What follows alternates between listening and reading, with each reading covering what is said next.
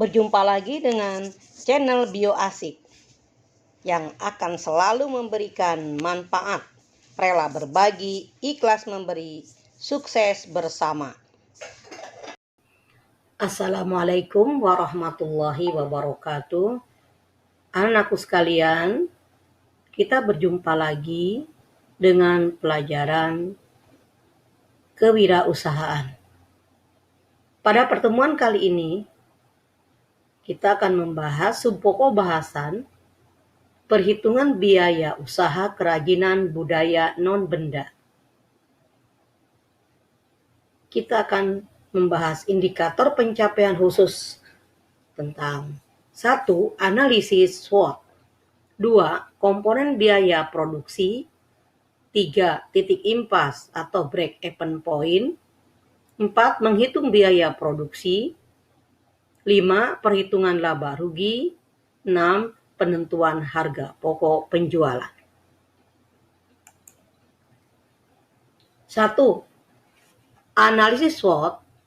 Analisis SWOT adalah sebuah bentuk perencanaan strategi bisnis yang diambil dari 4 sisi utamanya. 1. Strength, kekuatan. 2. Weakness, kelemahan. 3. Opportunity, kesempatan atau peluang. 4. Threat, ancaman.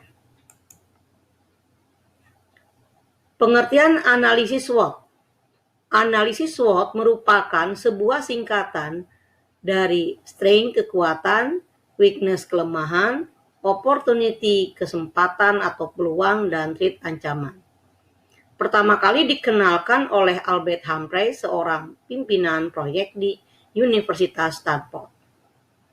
Analisis SWOT ini didasarkan pada sebuah anggapan jika sebuah strategi yang efektif berasal dari faktor internal, kekuatan dan kelemahan, dan juga eksternal, kesempatan dan ancaman dari sebuah bisnis atau organisasi. Oleh karena itu, analisis ini menggabungkan keempat faktor dari internal dan eksternal. Analisa SWOT usaha kerajinan batik. Contoh ya. 1. Strength, kekuatan. Ada budaya non-benda dari setiap suku di Indonesia. Nah, itu kekuatan. Sehingga banyak ide yang dapat dituangkan menjadi motif batik yang dibuat. Dan kain mori, peralatan pembuatan batik juga relatif lebih murah dan mudah bisa didapat. 2. Weakness, kelemahan. Memerlukan waktu, ketelatenan, dan keterampilan yang tinggi. Harus sabar dan teliti, terutama saat membuat pola dan nyungging, memberikan malam dengan canting. Nah, itu faktor kekuatan dan kelemahan yang ada di dalam. Sekarang peluangnya, opportunity, kesempatannya. Nah, tenaga kerja di Indonesia banyak. Konsumen hampir semuanya orang Indonesia suka kain batik, motif batik. Semua pakaian dan ornamen rumah kadang juga dari batik. Sekarang apa ancamannya? Nah, limbah pewarnaan dan limbah produksi dari pembuatan batik cukup mengganggu lingkungan. Jadi pabriknya harus di daerah yang daya dukung lingkungannya masih baik dan tinggi. Kalau kota besar itu yang rumah-rumahnya sudah padat, itu sangat merusak lingkungan pewarnaannya. Komponen biaya produksi nomor 2. Ada 3. 1. Bahan baku, raw material cost, RMC. 2. Upah tenaga kerja, DLC, direct labor cost. 3. Biaya overhead pabrik, MOC, manufacture overhead cost. Nah, pada biaya overhead pabrik itu tentu biaya tenaga kerja tidak langsung. Ya, jadi ya tenaga honor mungkin yang bisa sewaktu-waktu ada dan sewaktu-waktu juga tidak ada. Bunga dari modal, sewa gedung atau peralatan yang lain, pemasaran, biaya penelitian, analisis pasar produk, biaya angkutan, pengiriman. Ya kayak misalnya ada tip untuk supir, tip untuk itu termasuk biaya-biaya overhead. Ada biaya reklame, iklan, pajak perusahaan, mungkin juga bisa dana sosial dan sebagainya. Jadi komponen biaya produksi itu terdiri dari 3. 1. Bahan baku, tambah 2. Upah tenaga kerja, 3. Biaya overhead pabrik. Itulah biaya produksi. Titik impas atau break-even point adalah sebuah titik di mana biaya atau pengeluaran dan pendapatan seimbang. Ketika bisnis mencapai titik impas, berarti dana dari total penjualan sama dengan dana total pengeluaran. Apa itu biaya tetap? Biaya tetap itu biaya yang tidak berubah berdasarkan banyaknya barang yang dijual. Jadi mau jualannya makin besar, makin kecil, sama aja. Apa itu yang tidak berubah? Ya sewa tempat, pajak properti, biaya kebersihan, santunan sosial, dan sebagainya.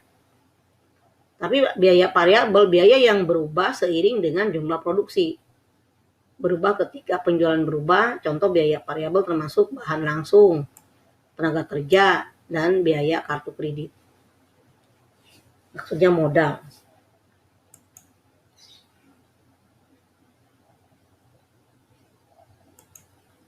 Titik impas break-even point, rumus berdasarkan nilai adalah biaya tetap dibagi 1 diambil biaya variabel per unit per harga jual per unit.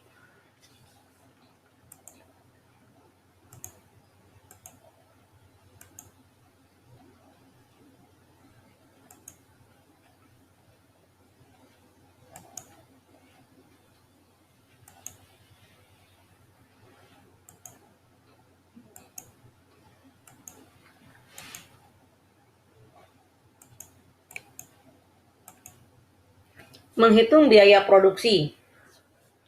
Biaya produksi berasal dari biaya bahan baku, biaya tenaga kerja, dan biaya overhead produksi. Sekarang contoh langsung. Misalnya saja perusahaan Berkah Karunia Allah bergerak di bidang pakaian jadi motif batik. Dalam kurun waktu 1 bulan, bisa memproduksi 5.000 produk pakaian jadi yang dipasarkan pada 2 toko besar dan e-commerce secara online.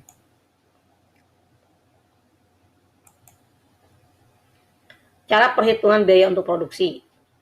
Pada proses produksi 5.000 produk pakaian jadi, maka diperlukan 80 juta pengadaan bahan baku, 30 juta gaji karyawan, 20 juta untuk endorsement, 15 juta guna launching produk mengundang media, 12 juta digunakan sebagai bandwidth kuota internet, 6 juta untuk transport produk ke 2 toko besar, 10 juta packaging produk, 3 juta digunakan sebagai pengeluaran gudang penyimpanan. Setelah ditambahkan semua biaya tersebut, maka menghasilkan produksi sebesar 176 juta. Dan dibagi dengan 5.000 unit, hasilnya biaya rata-rata atau average cost untuk satu buah barang adalah Rp35.200. Ya, ini termasuk harga break-even point atau titik impas. Sekarang menentukan harga pokok penjualan. Komponen yang diperlukan dalam perhitungan ini adalah biaya pokok produksi,